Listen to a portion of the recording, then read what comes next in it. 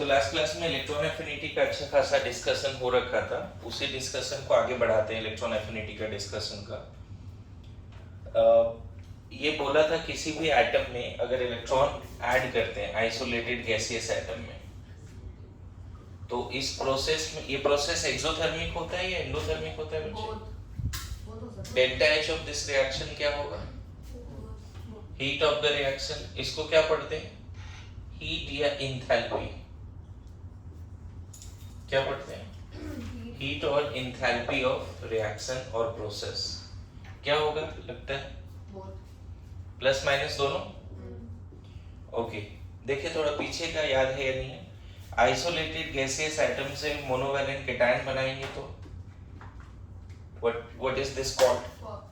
Endothermic होगा ये positive. और इसको बोलते क्या है? इस हीट ऑफ रिएक्शन को क्या बोलते हैं? डेल्टा। यहाँ जो डेल्टा एच है उसको आयनेशन एनर्जी बोलते हैं।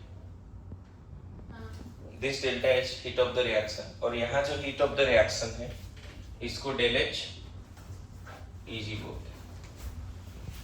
जो भी हीट एक्सचेंज हो रहा है उसका नाम क्या है? Electron gain enthalpy. और यहाँ जो हीट एक्सचेंज हो रहा है, इनफैक्ट यहाँ हीट रिक्वायर्ड है ऑलवेज। आपको याद होगा मोनोवैलेंट गैसियस एटम से मोनोवैलेंट केटायन बनाना है, always energy is needed. Always ये वर्ड है यहाँ पे, मतलब ये प्रोसेस कैसा है? एंडोथर्मिक। और ये वाला प्रोसेस कैसा है?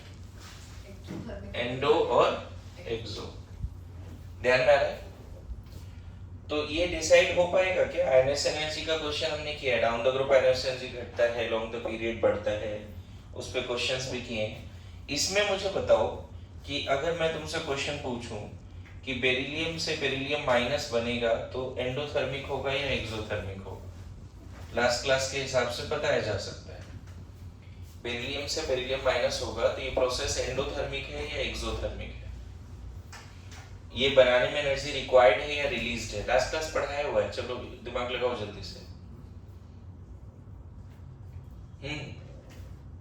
Anyone?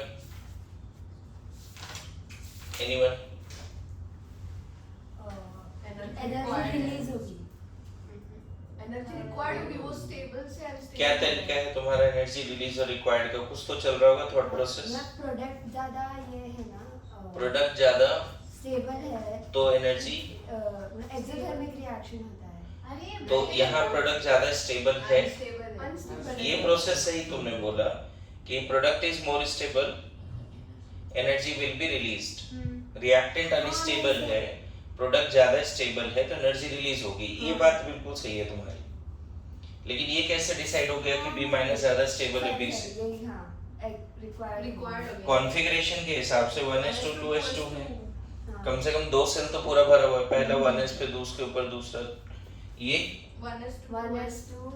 1s2 2s2 2p1 2p1 ना। तो एक इलेक्ट्रॉन लेने के बाद बेरिलियम को कोई खास फायदा नहीं हुआ है, बहुत अच्छा उसको फायदा। तो ऐसा नहीं बोलेंगे कि बेरिलियम माइनस ज्यादा स्टेबल है बेरिलियम से।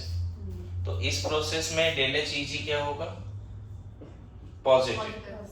ये प्रोसेस कराने के लिए हीट देना पड़ेगा। ये प्रोसेस बेरिलियम क्यों ही इलेक्ट्रॉन लेगा बताओ? ऑलरेडी उसके पास ठीक ठाक कॉन्फ़िगरेशन है, 2s भरा पड़ा है। देखो इसमें लास्ट क्लास में जाते हुए ऐसा बताया था, फिर से समझने की कोशिश करो। बेरिलियम गैस और इलेक्ट्रॉन अगर अलग अलग है ना, इसकी एनर्जी मान लो 300 है सपोज किलो जूल। 1 मोल बेरिलियम गैस है और 1 मोल इलेक्ट्रॉन, दोनों अलग अलग है। एनर्जी कितनी है सिस्टम की? 300। और ये दोनों साथ तभी आएंगे जब बाहर से इसको एनर्जी दो।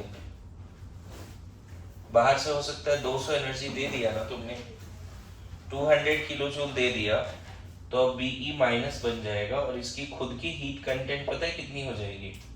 500। तो सिस्टम की एनर्जी बढ़ गई। पहले जो एनर्जी थी अब उससे ज्यादा एनर्जी है, दिख रहा है? पहले जो एनर्जी थी अब उससे ज्यादा एनर्जी है। तो इलेक्ट्रॉन गेन इंथैल्पी इसको बोलते हैं। इलेक्ट्रॉन, ये प्रोसेस कैसा है? प्रोडक्ट लेस स्टेबल है, रिएक्टेंट ज्यादा स्टेबल। अगर ऐसा है तो एंडोथर्मिक, ऐसा है तो ये थर्मोडायनेमिक्स के हिसाब से मैं समझाने की कोशिश कर रहा हूँ इन दोनों को साथ लाना है ना, तो बाहर से तुम्हें एनर्जी देनी पड़ेगी, तभी दोनों साथ आएगा। 300 पहले से है, 200 तुमने बाहर से दिया, अब दोनों साथ आ गए और दोनों साथ में रहते हुए उसके पास कितनी एनर्जी है? 500। The process which is carried out with the absorption of energy is endothermic. अगर हीट एब्जॉर्ब हो तब वो कांट प्रोसेस रिएक्शन हो तो क्या कहलाता है? जैसे बॉइलिंग ऑफ वाटर, कंटिन्यूअसली उसको हीट देते रहते हैं तब बॉइल होती है। अरे ऐसा ना, कुकिंग जो है एंडोथर्मिक प्रोसेस है। आयरन को मेल्ट करना है, क्या अपने आप मेल्ट हो जाएगा? कंटिन्यूअसली एनर्जी देते हैं तब वो मेल्ट होता है। तो सॉलिड से लिक्विड एंडोथर्मिक, लिक्विड से गैस एंडोथर्मिक।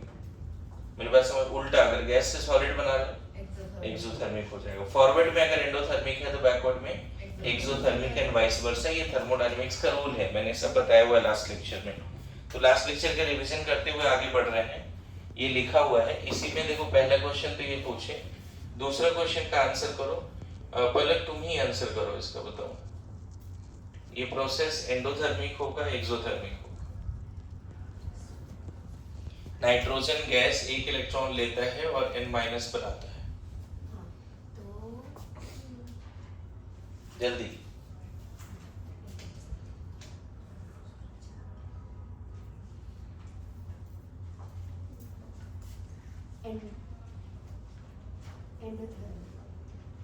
हीट एब्जॉर्ब होगा, रिक्वायर्ड होगा? हाँ, एंडोथर्मिक रिक्वायर्ड होगा। हीट रिक्वायर्ड होगा ये कैरी आउट कराने में?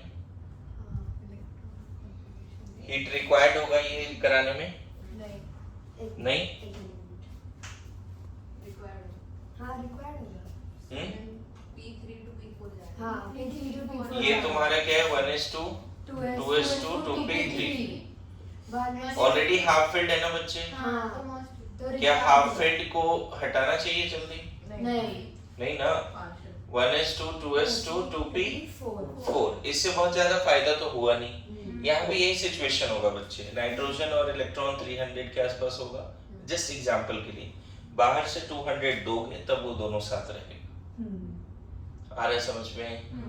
तो डेल्टा H यहाँ पे क्या, डेल H Eg कुछ नेगेटिव होगा, नेगेटिव में वैल्यू कुछ पॉजिटिव होगा, कुछ वैल्यू रख सकते हैं, समझ गए? थर्ड क्वेश्चन लास्ट क्लास जाते हुए सब कराया हुआ सवाल है ना।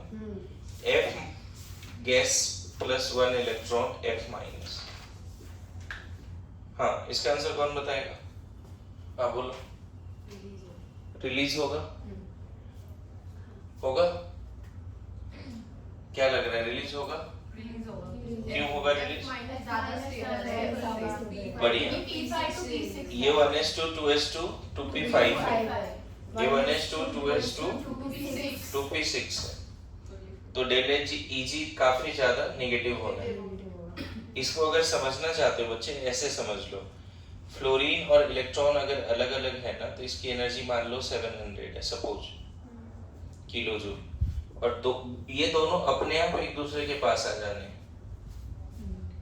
है ना, अपने आप एक दूसरे के पास आ जाने और स्टेबल हो जाने हैं। और अब इसकी एनर्जी बचेगी मान लो 200, मतलब 500 उसने क्या किया, रिलीज कर दिया। पहले 700 था, बाहर से कुछ लिया नहीं, दोनों जैसे ही साथ आया अब उसकी कंबाइंड एनर्जी कम हो गई और जो एनर्जी कम हुई वही सराउंडिंग को मिल गया। तो उसकी एनर्जी कम हुई ना, बोला जाता है कि एनर्जी ज्यादा है तो लेस स्टेबल, एनर्जी कंटेंट उसकी कम है तो थर्मोडायनेमिक्स में बोलते हैं वो ज्यादा स्टेबल होती है। समझ में आ रहा है? बोलो। इसी में एक और एग्जांपल लास्ट क्लास लिखा है, ये चौथा एग्जांपल यहाँ पे, Cl से 1 इलेक्ट्रॉन Cl माइनस।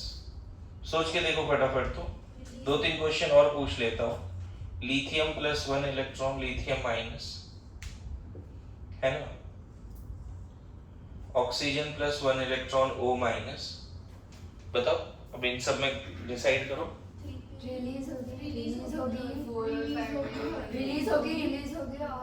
लास्ट में इसमें रिलीज होगा बच्चे। हाँ, ये आर्गन बन गया, पता है? हाँ, तीनों में है ना, डेल H Eg यहाँ पे नेगेटिव। अच्छा ये 1:2 2s1 है, और ये 1s2 2s2 हो गया, फायदा वही, हाँ del H E G negative negative. O minus, O से O माइनस बनना ज्यादा फायदा तो नहीं हुआ बच्चे, क्योंकि पहले भी पार्शियली फिल्ड था, पहले भी पार्शियली फिल्ड था, अभी भी पार्शियली फिल्ड है। हाँ तब कैसे डिसाइड करें कि यहाँ पे इलेक्ट्रॉन लेगा या नहीं लेगा? P5 मोर स्टेबल है देखो ऐसा भी नहीं है कि P5 मोर स्टेबल है P4 से, नहीं, आप ये बोल सकते हो कि ऑक्सीजन नॉन मेटल है। ऑक्सीजन क्या है? मेटल नहीं है कि इलेक्ट्रॉन लूज करेगा। तो generally most of the non metal have tendency to gain electron. Typical non metal होता है ये सेकंड मोस्ट इलेक्ट्रोनेगेटिव एलिमेंट, सबसे ज्यादा इलेक्ट्रोनेगेटिव फ्लोरीन है, अभी सिखाएंगे इलेक्ट्रोनेगेटिविटी क्या होता है। तो यहाँ भी थोड़ा बहुत अच्छा खासा एनर्जी रिलीज होता है। यहाँ पे क्या होता है, अगर बहुत ज्यादा कॉन्फ़िगरेशनल डिफरेंस नहीं है, मतलब कॉन्फ़िगरेशन से फायदा नहीं हो रहा है, तो आप देखो कि जो इलेक्ट्रॉन ले रहा है वो मेटल है या नॉन मेटल। अगर नॉन मेटल है तो उसकी टेंडेंसी होती है इलेक्ट्रॉन लेने की, कॉन्फ़िगरेशन से डिसाइड नहीं हो पा रहा है, ठीक है। तो फिर कैसे डिसाइड करें? नॉन मेटल है, चाहेगा इलेक्ट्रॉन लेना, गुड टू गो। इसकी जेड इफेक्टिव ज्यादा होती, अपने इलेक्ट्रॉन को तो होल्ड करके रखा भी है, इनकमिंग इलेक्ट्रॉन को भी ले लेता है। क्या बोला, समझ में आया क्या? मेटल नहीं है, सोडियम नहीं है या मैग्नीशियम नहीं है कि हम उसको इलेक्ट्रॉन दे रहे हैं। जनरली इतना तो पता है मेटल का क्या टेंडेंसी होता है, इलेक्ट्रॉन लूज करने की, और नॉन मेटल की क्या टेंडेंसी होती है? 9-10 में इतना तो दिमाग में आया होगा कि non metal has tendency to, है ना। तो पीरियोडिक टेबल के स्टार्ट में मैंने बोला था मेटल कलेक्ट करो, नॉन मेटल कलेक्ट करो, मेटलॉइड कलेक्ट करो। जब शुरू में हम बोल रहे थे पीरियोडिक टेबल के बारे में जितना इंफॉर्मेशन कलेक्ट कर सकते हो, ट्रेजर हंट जैसी बातें बोला कलेक्ट करो। तो इतना पता है ऑक्सीजन मेटल है, नॉन मेटल है, मेटलॉइड है, इलेक्ट्रॉन ले रहा है क्योंकि उसकी टेंडेंसी होती है इलेक्ट्रॉन लेने की। ओके, समझ में आया? तो ये कैसे मोस्टली कैसे डिसाइड हो रहा है? Electronic configuration. तो हमने लास्ट लेक्चर में शायद तुम्हें ये लिखा दिया था, it is the energy released और required when 1 mole of gaseous atom gains 1 mole of electron to form monovalent anion। तो इस प्रोसेस में एनर्जी या तो रिक्वायर्ड होगी या रिलीज होगी, ये लिखवा दिया था। उसके बाद आयनेशन एनर्जी, उससे पहले क्या बताया था? It is energy required to remove, है ना, outermost electron of an isolated gaseous atom to form monovalent cation. वहां क्या बनाते थे और बोलते थे ionisation energy of neutral atom is always positive. लेकिन यहाँ पे हम क्या बोल रहे हैं, न्यूट्रल एटम का जो इलेक्ट्रॉन गेन एंथैल्पी है वो पॉजिटिव भी हो सकता है, और यहाँ पे देखो लिखा भी है हमने ये बातें, यहाँ तक समझ रहे हो कि इलेक्ट्रॉन गेन एंथैल्पी क्या है, ये बात समझ में आया। अब बात होता है इलेक्ट्रॉन गेन एंथैल्पी और इलेक्ट्रॉन एफिनिटी में क्या रिलेशन। लास्ट क्लास ये भी बता दिया था, electron affinity is the tendency of an isolated gaseous atom to gain an electron।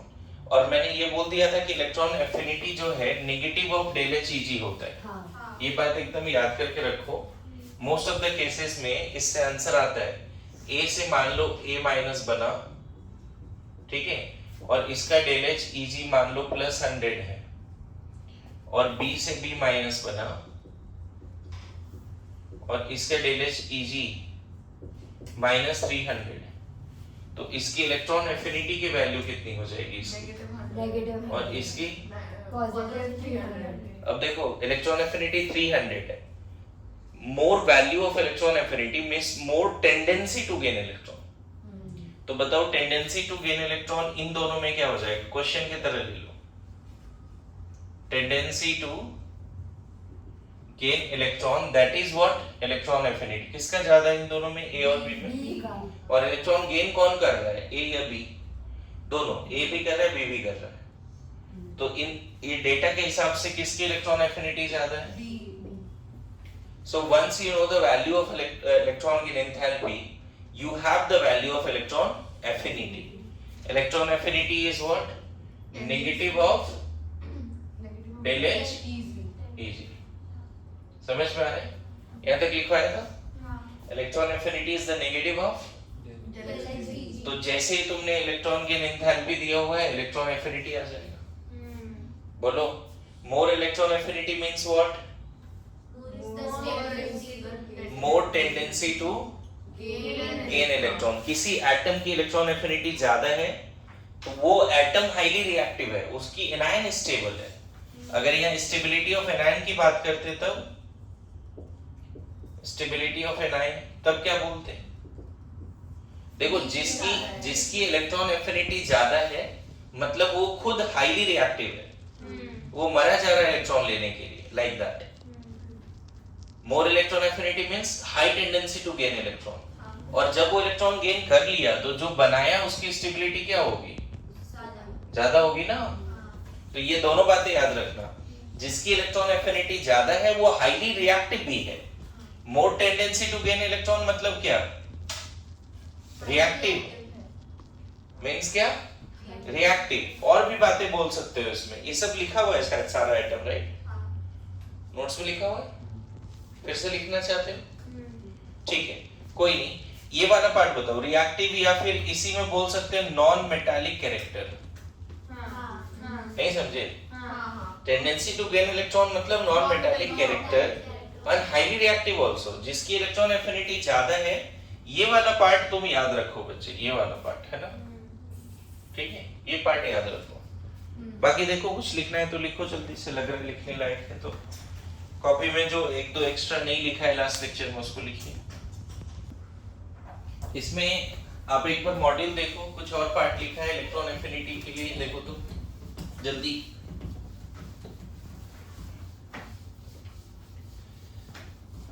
अगर ये डिसाइड हो गया बच्चे कौन से प्रोसेस में एनर्जी रिक्वायर्ड है, रिलीज है, तो क्या उसके बेसिस पे आप स्टेबिलिटी डिसाइड कर पाओगे? एनर्जी रिलीज होगा तो प्रोडक्ट ज्यादा स्टेबल है या रिएक्टेंट? बोलो, अगर एनर्जी रिलीज होगा तो प्रोडक्ट ज्यादा स्टेबल होगा या रिएक्टेंट? अगर एनर्जी रिलीज होगा तो प्रोडक्ट ज्यादा स्टेबल होगा या रिएक्टेंट? जल्दी बोलो। एनर्जी रिलीज हो रहा है, ये डिसाइड करो ना एनर्जी। देखो, एक तो है कि तुम्हें पहले ये डिसाइड करना है कि एनर्जी रिलीज हो रहा है या रिक्वायर्ड है, और ये डिसाइड होता है कि प्रोडक्ट ज्यादा स्टेबल है या रिएक्टेंट के बेसिस पे। तो फिर कंफ्यूज होते रहोगे। इसको any how long term memory में बैठाइए कि प्रोडक्ट अगर ज्यादा स्टेबल है रिएक्टेंट से तो एनर्जी रिलीज होगी। तो उल्टा भी तो बोल सकते हैं, अगर एनर्जी रिलीज हुआ है तो ये लाइन याद कर लो। अगर एनर्जी रिक्वायर्ड है तो रिएक्टेंट ज्यादा स्टेबल है, प्रोडक्ट अनस्टेबल है। मतलब प्रोडक्ट अगर लेस स्टेबल बना है तो एंडोथर्मिक, प्रोडक्ट अगर मोर स्टेबल बना है तो एक्सोथर्मिक। प्लीज इसको रट लीजिए, और दोनों वाइस वर्सा चलता है। समझ में आ रहा है? कुछ और पॉइंट्स देखो मॉड्यूल में इलेक्ट्रॉन एफिनिटी को लेके लिखा है क्या, है ना? आप अपने मॉड्यूल में देखिए जल्दी। एक नहीं, एक्सेप्शंस अभी हम लोग कर लेंगे, लेकिन थ्योरी में कुछ और पॉइंट्स दिख रहा है आपको? एक बार हो गया है, समझ में आ गया है? पक्की बात? ठीक है। अब यहाँ पे कुछ पॉइंट्स और बात करते हैं फैक्टर्स में। अगर किसी एटम ने एक इलेक्ट्रॉन गेन किया है ना, तो मोनोवैलेंट एनायन बनाएगा। और इसका डेलेचीजी के बारे में क्या बोला मैंने? एक इलेक्ट्रॉन गेन किया तो इसको डेलेचीजी 1 बोलेंगे। और इसके बारे में बताओ, प्लस माइनस क्या अभी लिखा था? Minus plus. पूरा पढ़ाने के बाद इतना स्पॉन्टेनिटी बहुत खराब है। मोनोवैलेंट आयन बनता है, एक्सोथर्मिक एंडोथर्मिक दोनों होता है, अभी जस्ट बता दिया है। अगर मोनोवैलेंट एनायन से डाइवैलेंट एनायन बनाएंगे किसी भी एटम का, इररिस्पेक्टिव ऑफ कॉन्फ़िगरेशन, इसको बोलेंगे डेलेचीजी2। समझ में आ रहा है? डेलेचीजी2। बताओ ये पॉजिटिव या नेगेटिव? पॉजिटिव। अब एक चीज यहाँ रट लेना, the successive electron gain enthalpy हमेशा बढ़ता है।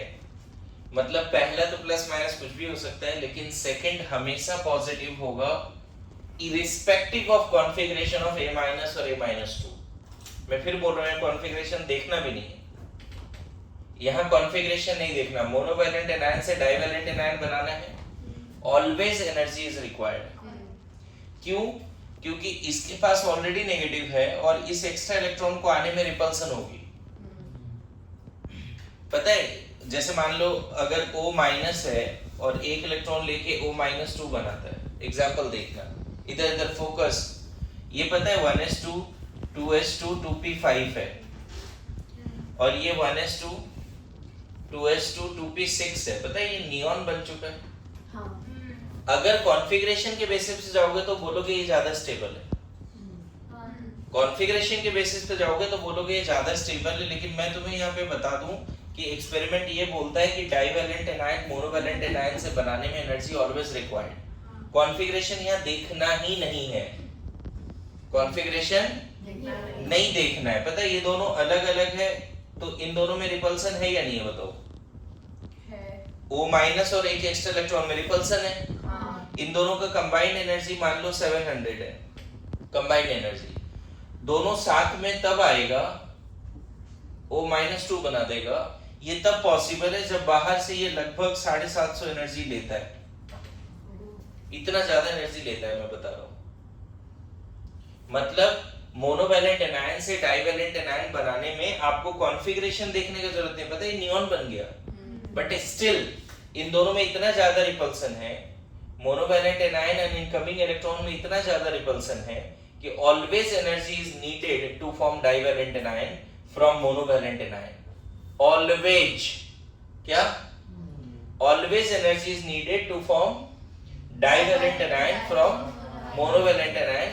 Repulsion is much more with respect to stability gained by inert gas configuration. Repulsion इतना ज्यादा है, मतलब इसकी कंबाइंड एनर्जी कितनी हो गई बच्चे? 1450। मतलब हमेशा, ऑलवेज, यहाँ पे मैं क्या बोल रहा हूँ? Always,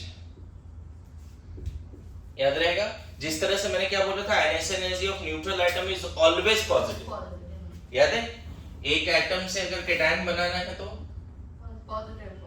ionisation energy 1, monovalent cation से डाइवैलेंट केटायन बनाना है तो आयनेशन एनर्जी 2, डाइवैलेंट केटायन से ट्राइवैलेंट केटायन बनाना है तो। और यहाँ पे भी ऑलवेज में ये था कि सेम एटम के लिए I1 हमेशा कम होता है। यहाँ भी कॉन्फ़िगरेशन नहीं देखते बच्चे, कंजुगेटिव I भी बढ़ता रहता है। यहाँ पे क्या याद रखना है?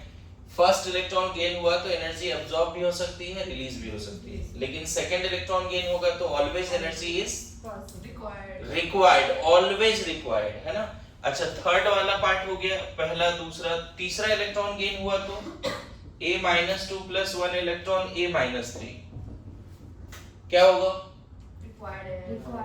मतलब इससे भी ज्यादा, क्योंकि divalent anion negative, 2 negative 1 negative, और ज्यादा रिपल्सन, है ना। यहाँ कॉन्फ़िगरेशन नहीं देखना है, इसको ΔH Eg3 बोल सकते हैं, and this is again positive always.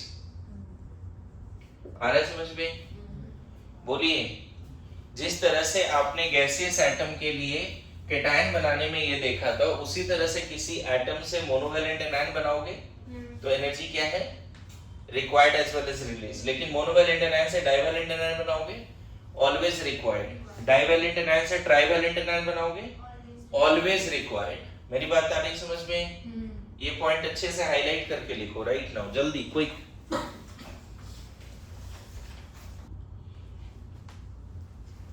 Formation of divalent anion from monovalent anion is always endothermic, irrespective of configuration. Formation of divalent anion from monovalent anion is always endothermic. In fact, यहाँ भी वो word लिख सकते हैं, divalent से trivalent भी always endothermic. Divalent से trivalent भी ऑलवेज एंडोथर्मिक। यहाँ देखो बताया, O- और इलेक्ट्रॉन दोनों अलग अलग है, खुद की एनर्जी कितनी है? 700, और दोनों में रिपल्सन भी जबरदस्त है, लेकिन दोनों को साथ रखना है तो बाहर से 750 एनर्जी दिया, तब दोनों साथ हो गए। समझ गए? क्लियर है? सो इनफैक्ट यहाँ पे एक पॉइंट और समझा देता हूं। न्यूट्रल एटम से अगर डाइवेलेंट एनायन बनाना है या ट्राइवेलेंट बनाना है, जैसे ऑक्सीजन ने एक इलेक्ट्रॉन गेन किया O माइनस, और पता है इसका डेल एच Eg1 का जो एग्जैक्ट डेटा है लगभग 144 किलो जूल पर मोल है माइनस में, मतलब O से O माइनस बनता है तो एनर्जी रिलीज होती है। अभी जस्ट बताया भी था, लिखा था याद करो, बोला कॉन्फ़िगरेशन में फायदा नहीं हुआ लेकिन फिर भी एनर्जी रिलीज हुई क्योंकि ऑक्सीजन नॉन मेटल है, P4 है P5 है, अभी बताया था। अब देखो ऑक्सीजन माइनस से एक इलेक्ट्रॉन और गेन किया O माइनस 2, तो पता है इसका डेल एच Eg2 ये लगभग में प्लस 740 के आसपास होता है, देख रहे हो प्लस। तो यहां से मैं ये बताना चाहता हूं कि first electron gain enthalpy negative positive कुछ भी हो सकता है लेकिन सेकंड हमेशा पॉजिटिव होगा। एक नया स्टेटमेंट और है, इन दोनों को ऐड करोगे बच्चे, ये और ये कैंसिल हो जाएगा, इधर O और इधर दो इलेक्ट्रॉन, इधर सिर्फ O बचेगा। देखो यहाँ O माइनस यहाँ O माइनस कैंसिल कर दिया, यहाँ क्या बचेगा सिर्फ O माइनस 2, एंड इसका जो टोटल है बच्चे वो इन दोनों का समेशन होगा। जब दो इक्वेशन ऐड करते हैं तो उसकी हीट भी ऐड हो जाती है। ये थर्मोकेमिकल इक्वेशन है और ये भी थर्मोकेमिकल इक्वेशन है। जैसे केमिकल इक्वेशन में ये पार्ट नहीं होगा, थर्मोकेमिकल इक्वेशन में हीट भी लिखा होगा, उस प्रोसेस में कितना हीट रिक्वायर्ड है या रिलीज्ड है। Good to go. पता है ये हमेशा इन दोनों को ऐड करोगे तो कितना आने वाला है, इन दोनों को ऐड करो कितना आ जाएगा, ऐड करके बताओ। 600 के आसपास आएगा, नहीं 596 के आसपास। एग्जैक्ट डेटा है हमारे पास, मैं एग्जैक्ट डेटा बता देता हूँ क्या है। 780 है ये, सॉरी, और ये जो है एक ये है, तो ये टोटल आ जाता है 696 कुछ ऐसा, क्या है 639, सॉरी एग्जैक्ट डेटा है हमारे पास, देख लो। मेरे बात समझना, मैं यहाँ पे एक नया चीज बता रहा हूँ, जब भी न्यूट्रल एटम से पॉलीवैलेंट एनायन बनाओगे ऑलवेज एंडोथर्मिक, ये भी नया चीज है। जैसे मोनोवैलेंट से डाइवैलेंट बना रहे हो तो एंडोथर्मिक, मोनोवैलेंट से डाइवैलेंट बना रहे हो एंडोथर्मिक, डाइवैलेंट से ट्राइवैलेंट बना रहे हो एंडोथर्मिक। लेकिन न्यूट्रल को 2 इलेक्ट्रॉन दे दिया या 3 दे दिया या 4 दे दिया, always endothermic.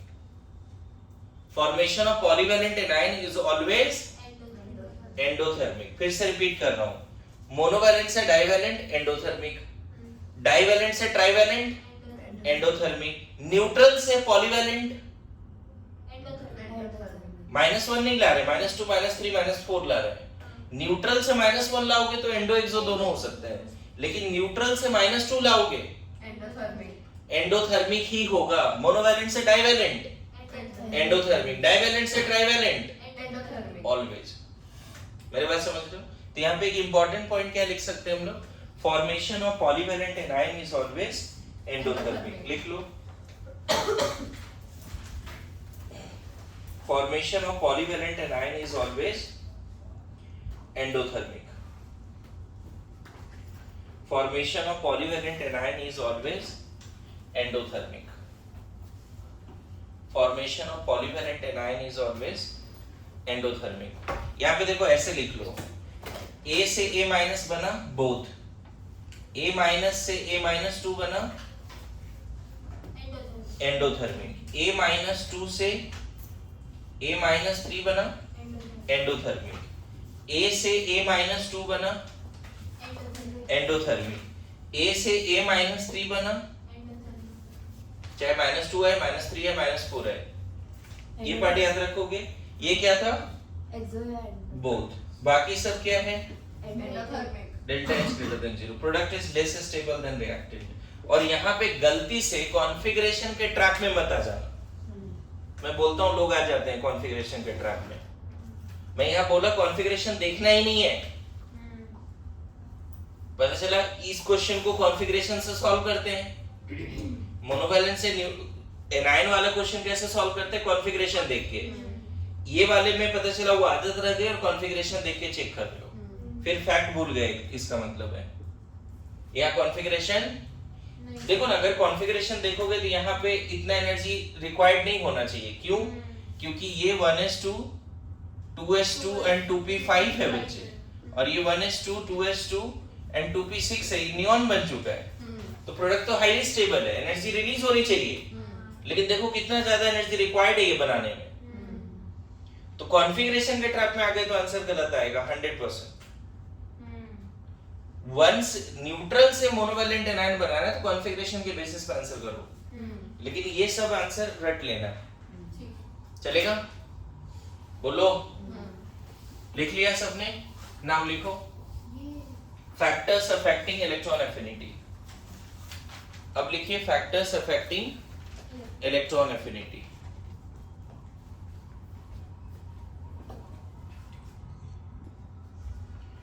Okay, factors affecting electron affinity. सबसे पहला फैक्टर देखो, बताओ साइज, बिगर साइज एटम में इलेक्ट्रॉन के डालना आसान है।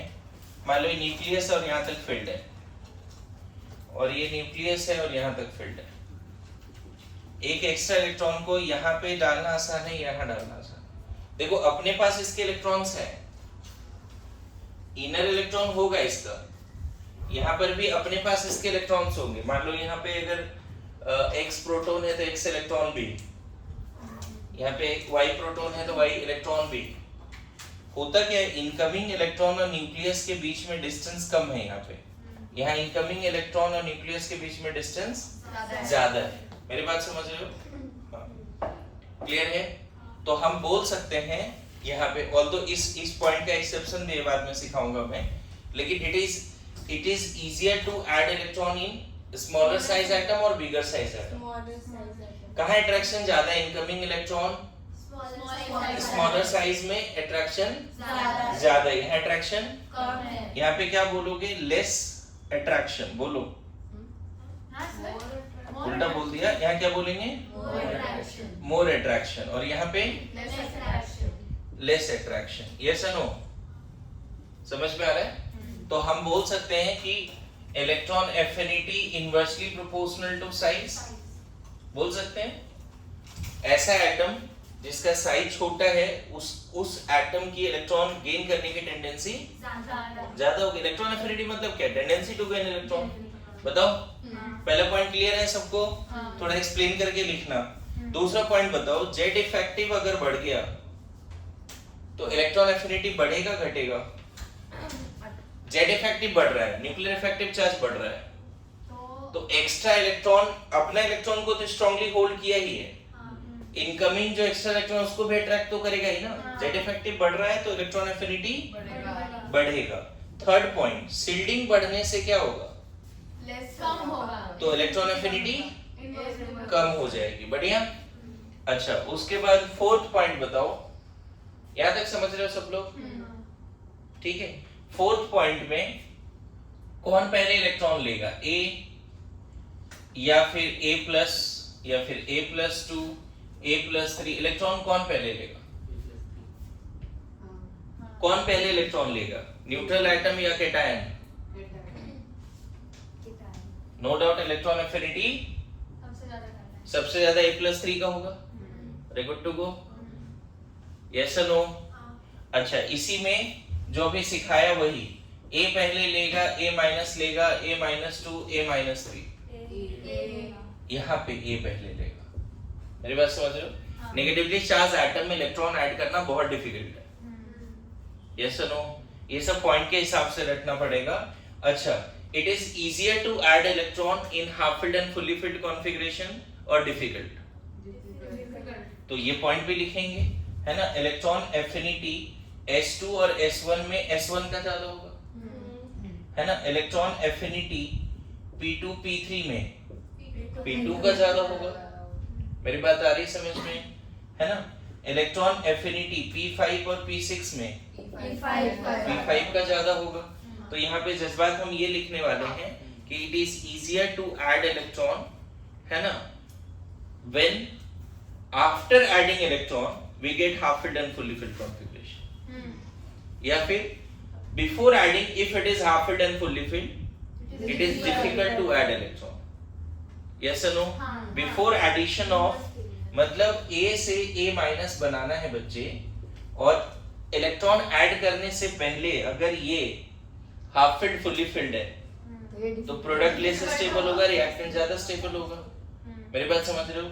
और अगर ऐड करने के बाद हाफ फिल्ड फुल्ली फिल्ड बन गया तो वो प्रोसेस जल्दी होगा। The atom already having half filled and fully filled configuration will have least tendency to gain electron, and the atom which are going to get half filled or fully filled after addition of electron, then that atom will have more tendency to gain electron. Good to go? ये point लिखना है तुम्हें, अभी लिखो। Okay, आगे बढ़ते हैं। लिखा है यहाँ तक? प्रैक्टिस में यहाँ पे मैं लिखवा दूं जज्बात की, लिख लिया तुमने? नहीं सर, लिखवा दो। जल्दी जल्दी। 5th पॉइंट में आ गए क्या सब लोग? हाँ? नहीं सर। यहाँ लेस अट्रैक्शन, इसीलिए it is difficult to add electron in a bigger size atom. जज्बात लिखना तो लिख सकते हो। It is easier to add electron in a smaller size atom. Although ये यहाँ पे यही चीज लिखा हुआ है कि smaller the size, more is the electron affinity and vice versa, है ना? यहाँ पे इसको इस अंदाज में भी लिख सकते हो बच्चे, साइज ऑफ एटम बढ़ेगा ना तो उसकी इलेक्ट्रॉन एफिनिटी कम होगी एंड वाइस वर्सा। ये वाला पार्ट है ना? पहला पॉइंट समझ में आ गया सबको? बोलिए। दूसरा point,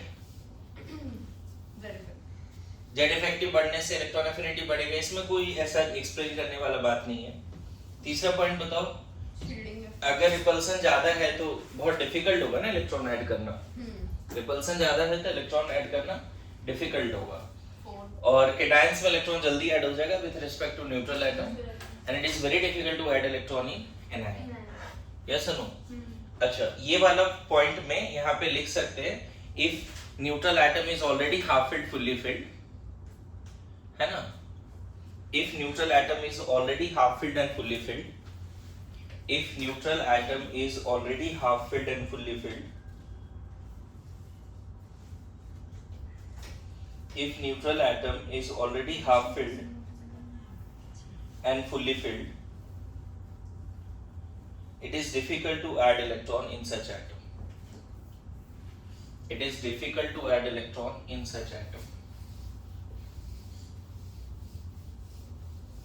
It is difficult to add electron in such atom. Bracket में लिख सकते हो del H Eg generally positive, endothermic हो जाएगा। del H Eg generally positive, है ना? del H Eg generally positive. इसमें और लिख सकते हैं कि if after gain of electron by neutral atom, if after gain of electron by neutral atom we get half filled and fully filled configuration of an ion, if after gain of electron we get half filled or fully filled electronic configuration of an ion,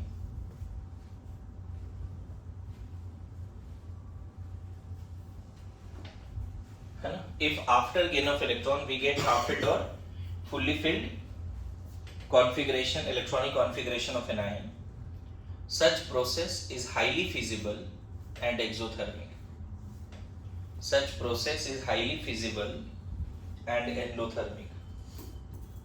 Such process is highly feasible and endothermic. Also, an ion formed is very stable. Also, anion formed, monovalent anion formed is very stable. Highly feasible मतलब highly spontaneous. Feasible word नहीं सुने हो क्या? Feasible है ना? Highly feasible, highly spontaneous मतलब जल्दी हो जाएगा, ऐसा वाला बात है। खुद से हो जाएगा, जल्दी हो जाएगा। और anion formed is very stable also. जो मोनोवैलेंट एनायन बना वो हाईली स्टेबल भी हो जाएगा। यहां तक सही है? आगे बढ़े, बोलो। Now periodic trend of electron affinity बताओ। इन सारे फैक्टर को देखते हुए डाउन द ग्रुप और अलोंग द पीरियड क्या ट्रेंड होगा? जल्दी जल्दी इन सारे पॉइंट को देखते हुए down the group along the period क्या ट्रेंड होगा, जल्दी बताइए।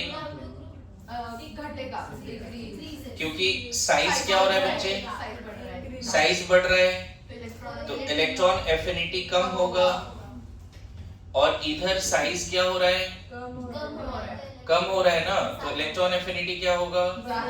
और सिर्फ साइज नहीं, अगर तुम देखोगे जेड इफेक्टिव भी तो बढ़ रहा है इधर, जेड इफेक्टिव भी तो बढ़ रहा है। अरे ये सुनो, तो ये पीरियोडिक ट्रेंड है, चलेगा। इतना अगर हो गया तो अब क्वेश्चंस पे आते हैं। सबसे पहले पीरियड 1, हाइड्रोजन की इलेक्ट्रॉन एफिनिटी ज्यादा होगी या हीलियम की। अब देखो पहले एक्सेप्शन हो गया, अलोंग द पीरियड बढ़ना चाहिए, लेकिन हीलियम में इलेक्ट्रॉन ऐड करना डिफिकल्ट है। तरीके से देखा जाए तो इलेक्ट्रॉन एफिनिटी अभी जो जनरल ट्रेंड है उसी में पहले एक्सेप्शन आ गया, जनरल ट्रेंड में तुरंत एक्सेप्शन आ गया। बताओ ये 1s1 है, ये 1s2 है। मैं बताऊं इनर्ट गैस की इलेक्ट्रॉन एफिनिटी हाईली एंडोथर्मिक होगी और डिफिकल्ट होगा बहुत। जितने भी इनर्ट गैस हैं क्या उसमें इलेक्ट्रॉन डाल सकते हैं जल्दी? नहीं। बोलो, पता है कौन कौन से एटम में इलेक्ट्रॉन डालना डिफिकल्ट होगा? Beryllium, neon, nitrogen. क्यों? ऑलरेडी 1s2 2s2 है, 1s2 2s2 एंड 2p6 है, 1s2 2s2 एंड 2p3 है। इन तीनों में इलेक्ट्रॉन डालना डिफिकल्ट होगा, यस और नो? और अगर मैं इसको सीरीज बना दूं तो इसके ऊपर आता है क्या? हीलियम, आर्गन, है ना, क्रिप्टन, जेनन, यहाँ मैग्नीशियम, कैल्शियम, स्ट्रोंशियम, उसी में सब में है ना। इन सब में क्या होगा? 3s2 4s2 5s2 ऐसे चलेगा हर जगह पे। इसके नीचे फास्फोरस, आर्सेनिक, Sb, बिस्मथ। बोलो क्या लगता है इन सब में इलेक्ट्रॉन डालना इजी है डिफिकल्ट है? डिफिकल्ट है।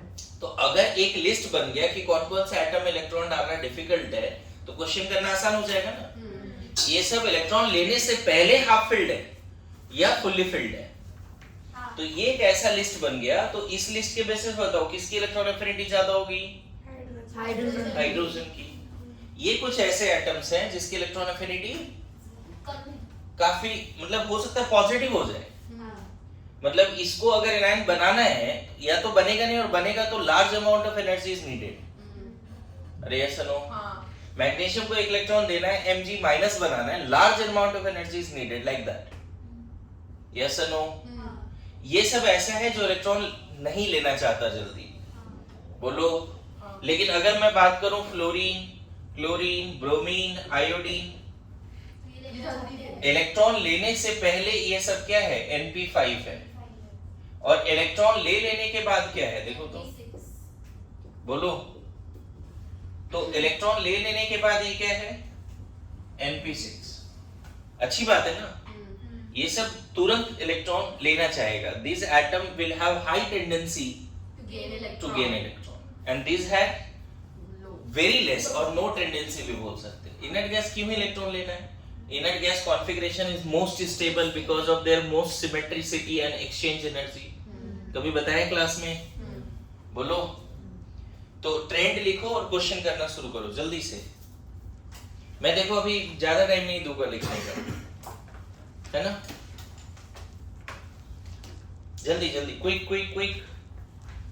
कौन कौन सा एटम है जिसकी इलेक्ट्रॉन एफिनिटी कम हो सकती है? अगर पहले से ध्यान रखें तो क्वेश्चन जल्दी बन जाएगा। बताओ पीरियड 2 में, पीरियड 2 का इलेक्ट्रॉन एफिनिटी का ऑर्डर बता सकते हो क्या? पीरियड 2 में है lithium, beryllium, boron, carbon, nitrogen, oxygen, fluorine, neon. अभी तुम्हारा जितने भी थ्योरी बताया, अभी जस्ट बताया, उसके हिसाब से यहाँ पे 3 एटम जरूर है जो इलेक्ट्रॉन जल्दी नहीं लेना चाहता। बेरिलियम, नाइट्रोजन और नियॉन। बोलो है? यस और नो? तो ये सब खिसक के इधर आ जाएगा। तो इलेक्ट्रॉन एफिनिटी का ऑर्डर देखो क्या है ना? सबसे ज्यादा फ्लोरीन का तो है, नो डाउट, फिर ऑक्सीजन, है ना, फिर कार्बन, सबसे कम यहाँ पे किसका हो जाएगा? नियॉन। नियॉन बिल्कुल नहीं लेना चाहता, नियॉन बिल्कुल इलेक्ट्रॉन नहीं लेना चाहता। और बताओ इन सब का, और जो एलिमेंट्स बचे इसका क्या लगता है ऑर्डर क्या है? नियॉन से पहले नाइट्रोजन आएगा, उसके पहले बेरिलियम आएगा। नियॉन से पहले नाइट्रोजन आएगा। देखो मैं बताऊं, ये अगर एक इलेक्ट्रॉन लेता है तो हाफ फिल्ड हो जाता है, 1s2 2s2 2p 2 है। अगर एक ले लिया तो क्या हो जाएगा, 1s2 2s2 2p3 हो जाएगा। तो ऑब्वियसली इसका कार्बन आएगा। ठीक है। बोरोन और लिथियम में बहुत ज्यादा फायदा नहीं है बच्चे, 1s2 2s1 है, एक लेने के बाद नो डाउट 2s2 हो जाएगा। लिथियम माइनस क्या है बताओ, 1s2 2s2। ये क्या है अभी कॉन्फ़िगरेशन, 1s2 2s2 2p1, और B माइनस क्या हो जाएगा, 1s2 2s2 2p2। तो बहुत ज्यादा फायदा नहीं हुआ, P में एक इलेक्ट्रॉन है, P में 2 इलेक्ट्रॉन। लेकिन बोरोन भी नॉन मेटल है तो इलेक्ट्रॉन तो जरूर लेगा, है ना। तो इसके बाद आना चाहिए बोरोन, फिर आना चाहिए लिथियम, और यहाँ पे नाइट्रोजन और बेरिलियम का जगह क्या होगा बताना है। नाइट्रोजन का ज्यादा है या बेरिलियम का ज्यादा है बताओ। जो मेरे पास डेटा अवेलेबल है, बेरिलियम का 66 लिखा हुआ है, नाइट्रोजन का 31 लिखा हुआ है। लेकिन आपके मॉड्यूल में क्या लिखा है बताओ, मॉड्यूल में पीरियड 2 का ऑर्डर दिया है क्या? मॉड्यूल में पीरियड 2 का कुछ ऑर्डर दिया है, इलेक्ट्रॉन एफिनिटी का? बोलो। नहीं सर। एनसीईआरटी कहीं भी मॉड्यूल में नहीं दिया तो? मॉड्यूल में इलेक्ट्रॉन एफिनिटी का बहुत कम है। बहुत करो नहीं, फिर भी हमें ये क्वेश्चन करना है, बहुत अच्छा क्वेश्चन है। हाँ, तो फिर सर बेरिलियम का ज्यादा होगा क्योंकि शेल ही उसमें 2p। देखो सबसे ज्यादा तो फ्लोरीन हो गया ना बच्चे, सबसे कम नियॉन, ठीक है, और सबसे ज्यादा फ्लोरीन, फ्लोरीन के बाद ऑक्सीजन, ऑक्सीजन के बाद कार्बन, बोरॉन, है ना, बोरोन, फिर लिथियम। हमें मेनली डिसाइड करना है इन दोनों में बच्चे किसका ज्यादा है। बेरिलियम का कम होगा। लेकिन बेरिलियम तुमने क्या लिखा है वैल्यूज में, इलेक्ट्रॉन एफिनिटी का वैल्यूज लिखा है, क्या लिखा है बताओ। तो ये सब सेल में जाएगा ना, तो इसका कम होगा। ये किधर से डेटा लिखा है तुमने? ज्यादा होगा ना। हाँ, ज्यादा होगा। और उसका तो बस p में ही जाएगा तो उसका कम होगा नाइट्रोजन का। अच्छा, ई हाउस करके जो पीडीएफ है उससे लिखा है ना। देखो मुझे जहां तक याद आ रहा है, नाइट्रोजन का ज्यादा और फिर आना चाहिए बेरिलियम, क्योंकि नाइट्रोजन कहीं ना कहीं नॉन मेटल है, हाफ फिल्ड है, लेकिन है क्या वो, नॉन मेटल है। हालांकि इन दोनों एलिमेंट में ना कुछ कुछ बुक्स में अलग अलग डेटा दिया रहता है, लेकिन आप ये डेटा याद कर लो फिलहाल के लिए, ठीक है। इसमें तो डाउट नहीं है, नहीं है बोलो। सर लेकिन अगर बेरिलियम ने एक इलेक्ट्रॉन एक्सेप्ट किया तो उसमें p सबशेल में जाएगा, और उसमें तो p सबशेल में ही जाएगा, उसका तो शेल ही चेंज हो जाएगा। जेड इफेक्टिव किसका सेल नहीं चेंज हो रहा है, सबसे लिखने आ रहा है, लेकिन जेड इफेक्टिव किसका ज्यादा है नाइट्रोजन और बेरिलियम में? नाइट्रोजन का जेड इफेक्टिव ज्यादा है तो एक्स्ट्रा इलेक्ट्रॉन। हालांकि जो डेटा कुछ कुछ बुक्स में अवेलेबल रहता है, कहीं पे बेरिलियम ज्यादा मानते हैं, कहीं नाइट्रोजन ज्यादा मानते हैं, इसको एक बार वेरीफाई कर लेंगे, लेकिन अभी ये लिख के रख लो फिलहाल के लिए। इतना तो समझ में, 3 एलिमेंट लास्ट में आएगा। अरे बताओ, ये तीनों लास्ट में आएगा, ये समझ में आ रहा है? क्योंकि पहले से हाफ फिल्ड फुल्ली फिल्ड है, तो उसको देखो लास्ट में आ गया कि नहीं आ गया। यहाँ पे ये तीनों जो मैंने रेड से सर्कल किया है, ये तीनों लास्ट में आ गया ना। फ्लोरीन सबसे ज्यादा क्यों, पीरियड 2 में सबसे ज्यादा फ्लोरीन क्यों? क्योंकि गेन करने के बाद नियॉन बना रहा है, पहले 2p5 है और गेन करने के बाद 2p6 हो गया। ओके, और मैं बताऊं, मैं डेटा भी लिख रहा हूं। देखो फ्लोरीन जब एक इलेक्ट्रॉन लेता है ना, तो पता है कितना एनर्जी रिलीज करता है, -328 किलो जूल। ये डेल एच इजी है बच्चे। तो इलेक्ट्रॉन एफिनिटी कितनी हो गई इसकी, 328। और ऑक्सीजन जब एक इलेक्ट्रॉन गेन करता है ना, तो इसका डेटा अभी लिखा भी था, -141। तो ये कितना हो गया, मेरे बात समझ रहे हो? तो देख रहे हो, मतलब इसकी कितनी ही ज्यादा टेंडेंसी इलेक्ट्रॉन गेन करने की, फ्लोरीन का ऑलमोस्ट डबल है ना इससे। इलेक्ट्रॉन एफिनिटी देखो ना, इससे डबल से भी ज्यादा है। तो अगर कोई बोले फ्लोरीन ऑक्सीजन में किसकी सबसे ज्यादा इलेक्ट्रॉन एफिनिटी है या किसकी ज्यादा टेंडेंसी इलेक्ट्रॉन गेन करने की, तो हम बोलेंगे फ्लोरीन। क्यों? क्योंकि ये 2p5 है, ये 2p6 है, ये नियॉन बन चुका है, यस और नो? लेकिन O- is not neon, O- is p5, yes और नो? लेकिन चूंकि ये नॉन मेटल है इसीलिए इसकी भी टेंडेंसी है इलेक्ट्रॉन गेन करने की। मेरी बात आ रही समझ में? बोलो जल्दी जल्दी लिखिए। ये इंपॉर्टेंट क्वेश्चन है, इसी सीरीज से 3-4 क्वेश्चन बन सकते हैं, आप ध्यान रखिए। ओके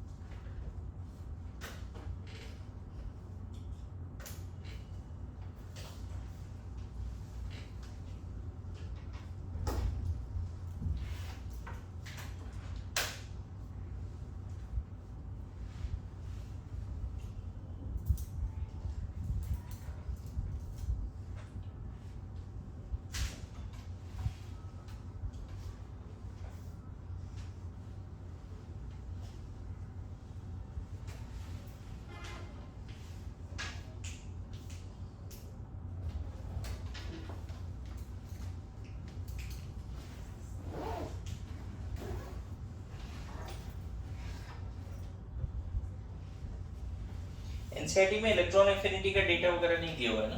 बस इलेक्ट्रॉन गेन एंथैल्पी का दिया है। इलेक्ट्रॉन गेन एंथैल्पी से आ जाएगा ना आंसर? किसका किसका इलेक्ट्रॉन गेन एंथैल्पी दिया बताओ? ग्रुप 1 16 17 और ग्रुप 0।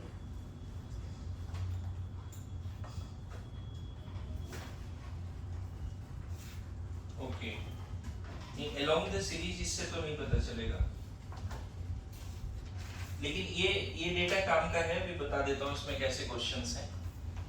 अभी होमवर्क है बच्चे, पीरियड 3 का आपको होमवर्क करना है। Sodium, magnesium, aluminium, silicon, phosphorus, sulphur, chlorine, argon, इसका आपको इलेक्ट्रॉन एफिनिटी का डेटा सजाना है, समझ गए? पीरियड 3 का ये होमवर्क है। ध्यान रखना, जिसकी इलेक्ट्रॉन एफिनिटी ज्यादा है उसकी इलेक्ट्रॉन गेन एंथैल्पी ज्यादा नेगेटिव है।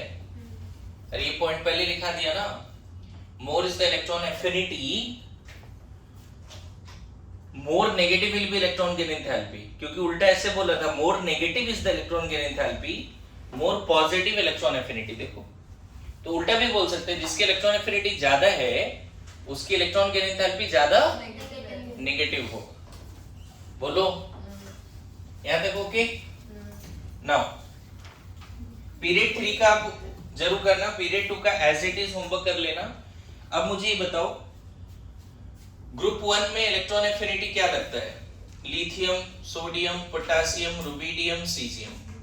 कहीं ना कहीं सबका कॉन्फ़िगरेशन में लास्ट में क्या आता है बच्चे? 2s1, 3s1, 4s1, 5s1, 6s1। देखो है तो मेटल, लेकिन एनसीईआरटी बोल रहा है कि ये सब इलेक्ट्रॉन गेन करना चाहता है। हाइड्रोजन 1s1 मेटल है, फिर भी ये सब इलेक्ट्रॉन गेन करना चाहता है। इन सब का जो del H E G value NCERT में दिया हुआ है, इसका -73 है, इसका 60, इसका 53, -48, -47, -46। सो माइनस, तो इलेक्ट्रॉन एफिनिटी बता दो। 73, 60, 53, 48, 47, 46। तो मुझे लगता है इलेक्ट्रॉन एफिनिटी में एक्सेप्शन नहीं है, डाउन द ग्रुप घटता है। जनरल ट्रेंड भी बोलता है डाउन द ग्रुप घटता है, और यहाँ पे घट भी रहा है। बोलो यहाँ पे घट भी रहा है, एक्सेप्शन नहीं है अकॉर्डिंग टू एनसीईआरटी। पीरियड 1 में एक्सेप्शन नहीं है। पीरियड 2 का डेटा तो नहीं दिया है, लेकिन हैलोजन फैमिली, ऑक्सीजन फैमिली और इनर्ट गैस फैमिली का डेटा है अपने पास, तो कम से कम डेटा वाला क्वेश्चन तो करें, है ना? बोलो हीलियम बताओ, हीलियम जो ग्रुप 18 है जिसको जीरो ग्रुप बोलते हैं, helium, neon, argon, krypton, xenon, ये सब में जब इलेक्ट्रॉन ऐड करते हैं ना बच्चे, तो डेल एच ईजी का वैल्यू देखो, एंडोथर्मिक प्रोसेस है, लेना ही नहीं चाहता इलेक्ट्रॉन। यहाँ पे देखो एक एक्सेप्शन आया, डाउन द ग्रुप घटना चाहिए लेकिन नियॉन की इलेक्ट्रॉन एफिनिटी ज्यादा है। सॉरी, एक बार इसको पहले चेक कर लेते हैं। 96, 77। ध्यान रखना डेल एच ईजी इस फैमिली का क्या दिख रहा है, पॉजिटिव, तो इलेक्ट्रॉन एफिनिटी इस फैमिली का क्या दिखेगा, नेगेटिव, है ना। तो बताओ इलेक्ट्रॉन एफिनिटी इस फैमिली के लिए क्या दिख रहा है, सबसे ज्यादा हीलियम ही ना। हाँ अरे सबसे हाँ सबसे कम वैल्यू कौन सा है बताओ, ये सबसे कम वैल्यू है ना। नेगेटिव मतलब मैथमेटिक्स वाला नेगेटिव, सबसे कम वैल्यू कौन सा है, नियॉन तो इसकी सबसे कम हो गई। इलेक्ट्रॉन एफिनिटी सबसे कम किसकी हो गई, नियॉन नियॉन की। सबसे ज्यादा है हीलियम, उसके बाद तुम ले लो रेडॉन, फिर जेनन, क्रिप्टन, आर्गन एक जैसा ऑलमोस्ट, और सबसे कम क्या, नियॉन ध्यान रखना ये इलेक्ट्रॉन एफिनिटी इनर्ट गैस का है, लेकिन कम से कम इतना नहीं याद रहेगा कि ये याद रखना इनर्ट गैस बिल्कुल नहीं चाहता इलेक्ट्रॉन गेन करना। क्यों नहीं चाहता है, ऑलरेडी इनर्ट गैस कॉन्फ़िगरेशन है। ओके ओके, मैं फिर बोल रहा हूँ, अभी लिखने का टाइम नहीं दूंगा आपको, है बाद में आप देख के लिख लेना, अभी समझो फिलहाल। हाँ नहीं, टाइम नहीं है, फिर खत्म नहीं होगा टॉपिक, ऐसे ही चलता रहेगा। डन है। ग्रुप 1 में एक्सेप्शन नहीं था, लेकिन इनर्ट गैस फैमिली में थोड़ा सा एक्सेप्शन है। डाउन द ग्रुप घटना चाहिए, है ना, लेकिन देखो डाउन द ग्रुप रेडॉन का ही सबसे ज्यादा है इनर्ट गैस में।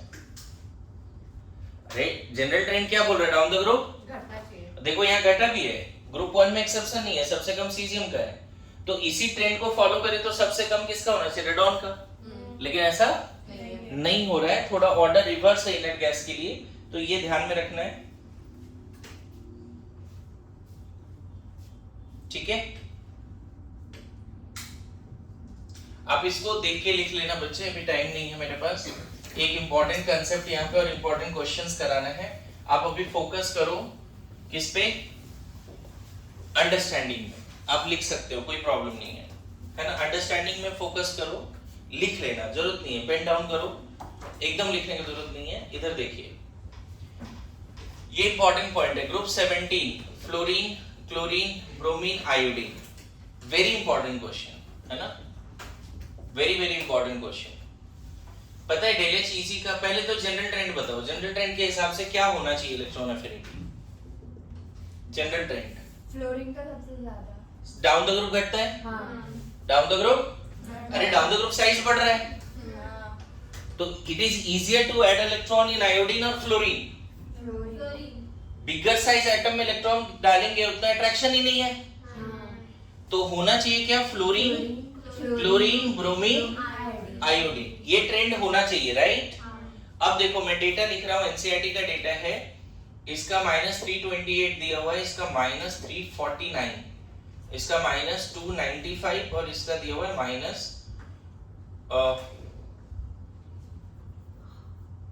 -325 -295। अब बताओ कहां पे दिक्कत आ रही है, इलेक्ट्रॉन एफिनिटी एक जगह पे एक्सेप्शन आ गया बच्चे, 328, 349, 325, 295। बताओ एक्चुअल आंसर ये नहीं हुआ, ये जनरल ट्रेंड के हिसाब से होना चाहिए, लेकिन ये नहीं हुआ। कहां पे चेंज है, बस एक चेंज है, देख लो इन दोनों में कौन बाजी मार गया, क्लोरीन, फ्लोरीन, ब्रोमीन, बाकी सब सेम था, बट एक एक्सचेंज हुआ है, देख लो। मेरी बात आ रही है समझ में? हाँ।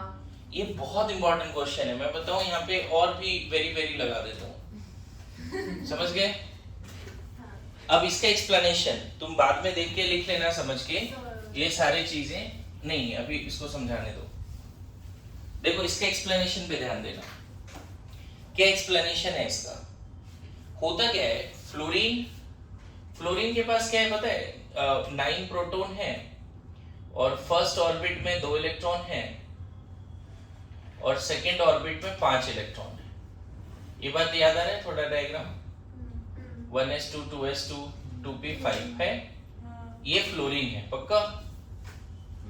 अच्छा क्लोरीन के पास कैसा सिचुएशन है बताओ, 17 प्रोटॉन है, फर्स्ट ऑर्बिट में 2 इलेक्ट्रॉन, सेकंड में 8 इलेक्ट्रॉन, बोलो 1s2 2s2 2p6b, third orbit में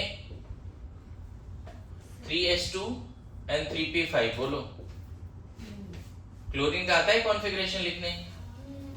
देखो ऐसा सिचुएशन है फ्लोरीन और क्लोरीन में, इसके पास 2 सेल है, इसके पास 3 सेल है। अब मैं जो ईमानदारी से पूछूं इन दोनों ऑर्बिट में एक्सप्लेनेशन में, एक एक्स्ट्रा इलेक्ट्रॉन को यहां भेजना है और यहां पर भी एक एक्स्ट्रा इलेक्ट्रॉन को भेजना है। आप बताना कि न्यूक्लियस और एक्स्ट्रा इलेक्ट्रॉन में फोर्स ऑफ अट्रैक्शन कहां ज्यादा होगा? यहां पे ज्यादा होगा, कोई डाउट? क्योंकि एक्स्ट्रा इलेक्ट्रॉन और न्यूक्लियस के बीच में डिस्टेंस कम है। यहाँ पे फोर्स ऑफ अट्रैक्शन क्या होगा? लेस होगा।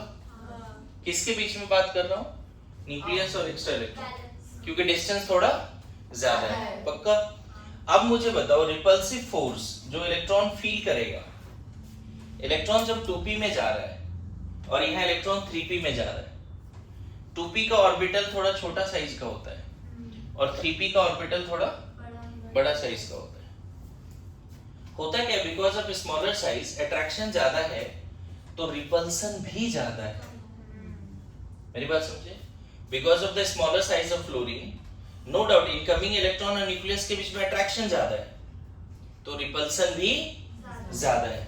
यहाँ पे अट्रैक्शन कम है तो रिपल्सन भी कम है। किसके बीच में रिपल्सन? ऑलरेडी जो वैलेंस इलेक्ट्रॉन है 3p5 और इनकमिंग इलेक्ट्रॉन, यहाँ पे कहाँ रिपल्सन है? 3p5 और इनकमिंग इलेक्ट्रॉन। यहाँ रिपल्सन किसके बीच में? 2p5 और इनकमिंग इलेक्ट्रॉन। इन दोनों का रिजल्टेंट क्या होता है? तो रिजल्टेंट ये है कि डेल एच इजी -328। मतलब फ्लोरीन इलेक्ट्रॉन गेन जरूर करता है, इसमें कोई डाउट नहीं है। फ्लोरीन इलेक्ट्रॉन गेन करता है, मतलब F से F माइनस बना तो एनर्जी क्या हो गई? रिलीज हुई। यहां पर भी इलेक्ट्रॉन गेन होता है लेकिन यहां थोड़ा सा ज्यादा एनर्जी रिलीज हो जाता है, बस यही अंतर है। Because of the smaller size of fluorine repulsion is also more, no doubt attraction is more but repulsion is, तो नेट अट्रैक्शन रिपल्सन में अट्रैक्शन ही ज्यादा है, नो डाउट, तभी तो इलेक्ट्रॉन गेन हुआ। लेकिन ओवरऑल रिजल्टेंट ये हुआ कि इसने थोड़ी कम अमाउंट ऑफ एनर्जी रिलीज कर दी। कोई पूछे कि ये एक्सेप्शन क्यों है, तो because of small size of fluorine, small size of it. ये आंसर करके आ जाओ। हमारा आंसर होना चाहिए क्या? डाउन द ग्रुप घटना चाहिए, लेकिन नहीं घट रहा है। इन दोनों में एक्सेप्शन। मेरी बात आ रही समझ में? मतलब हमेशा पीरियड 2 में इलेक्ट्रॉन ऐड करना पीरियड 3 के रिस्पेक्ट में, पीरियड 4, 5, 6 के रिस्पेक्ट में नहीं। और जगह एक्सेप्शन नहीं आया, देखो ना। पीरियड 2 एलिमेंट में इलेक्ट्रॉन डालना पीरियड 3 के रिस्पेक्ट में थोड़ा सा डिफिकल्ट है।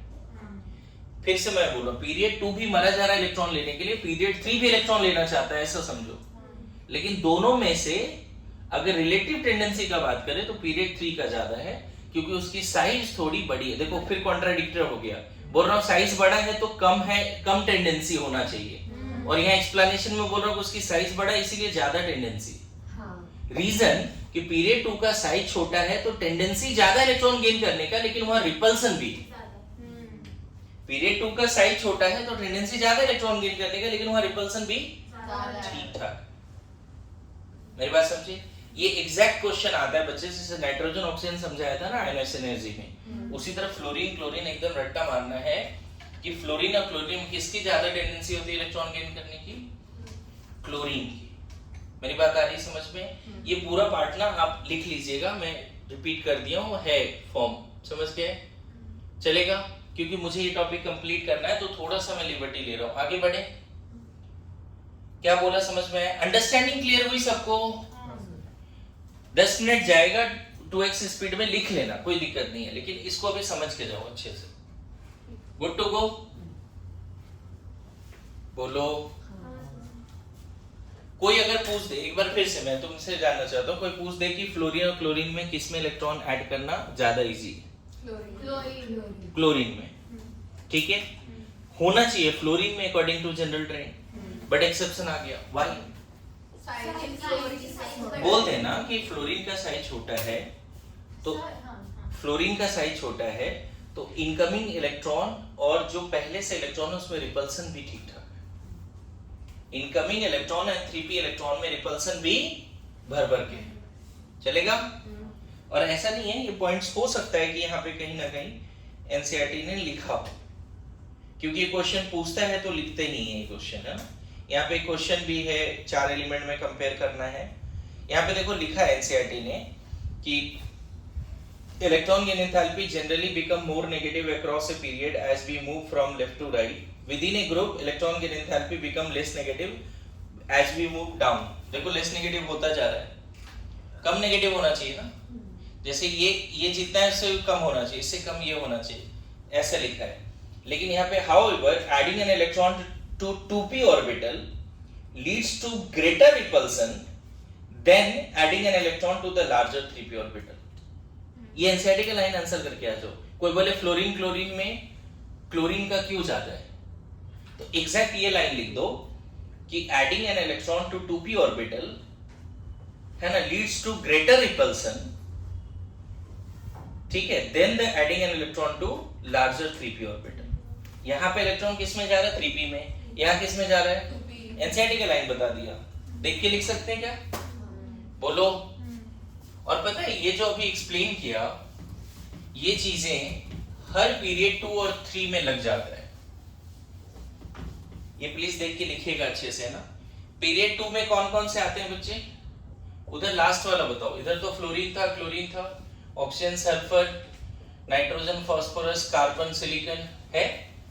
पता है सेम लॉजिक की वजह से कोई बोले कि इलेक्ट्रॉन एफिनिटी का ऑर्डर बताओ, तो यहाँ पे ऐसे बोलना है। इलेक्ट्रॉन एफिनिटी किसका ज्यादा है, जिस लॉजिक की वजह से फ्लोरीन और क्लोरीन में क्लोरीन का ज्यादा हो गया था, क्या लॉजिक था, इट इज फ्लोरीन में जो इलेक्ट्रॉन डाल रहे हैं वो 2p में जा रहा है, रिपल्सन भी ज्यादा है। क्लोरीन में जो डाल रहे हैं 3p, रिपल्सन कम है। सेम यहाँ पर भी क्लियर है, सेम यहाँ पर ये लॉजिक लगा सकते हो, क्लियर है। मेरे पास शायद बोरोन फैमिली का भी डेटा है, बोरोन और एल्युमिनियम, चलो एल्युमिनियम मेटल है तो उसको रहने देते हैं, इन चारों में लगा दो ये पॉइंट, समझ में आया। अब यहाँ पे देखो ऑक्सीजन फैमिली का एनसीईआरटी में डेटा है, बताओ ग्रुप 16 क्या लगता है, ऑक्सीजन, सल्फर, ACTEPO, क्या लगता है, ऑर्डर बताओ जनरली क्या ऑर्डर होना चाहिए इलेक्ट्रॉन एफिनिटी का। जनरल ट्रेंड क्या बोलते हैं, डाउन द ग्रुप घट रहा है, तो सबसे ज्यादा किसका होना चाहिए, ऑक्सीजन, सल्फर, ACTEPO होना चाहिए बच्चे, बताओ ये होना चाहिए। अब एनसीईआरटी का डेटा लिख रहा हूं डेल और इलेक्ट्रॉन एफिनिटी का, एक बार देखिएगा थोड़ा, इसमें थोड़ा सा और यूनिक मिलने वाला है तुम्हें। 141 -200 -195 और -190 एंड -174। अब बताइए इलेक्ट्रॉन एफिनिटी बताओ, +141 200 195 190 174। अब एग्जैक्ट आंसर बताओ, ये तो गलत हो गया राइट, ये गलत हो गया, देखो ना अब डेटा देखो ना। और ये गलत होना भी था बच्चे, इन दोनों में स्विच होगा ना, जैसे फ्लोरीन क्लोरीन में था, इन दोनों में डेफिनेटली स्विच होगा, ऊपर आंसर लिख रखा है देखो ना, इन दोनों में डेफिनेटली स्विच होगा। और अभी देखो क्या हुआ, ऑक्सीजन सबसे कम में चला गया बच्चे, सबसे कम, ये नया बात दिख रहा है। मतलब फ्लोरीन क्लोरीन में तो सिर्फ क्लोरीन ऊपर आया था, फ्लोरीन 1 यूनिट नीचे गया था, ये ऑक्सीजन देखो सबसे कम चला गया। ये एग्जैक्टली फैक्चुअल है, बस आपको लॉजिक क्या कोई पूछ दे तो बोल देना कि ऑक्सीजन का इलेक्ट्रॉन 2p में जा रहा है, एक्स्ट्रा इलेक्ट्रॉन, वहां बहुत ज्यादा रिपल्सन है और वो सबसे कम हो गया है। तो आपसे पूछे ग्रुप 16 में सबसे ज्यादा इलेक्ट्रॉन एफिनिटी किसकी है, तो सल्फर।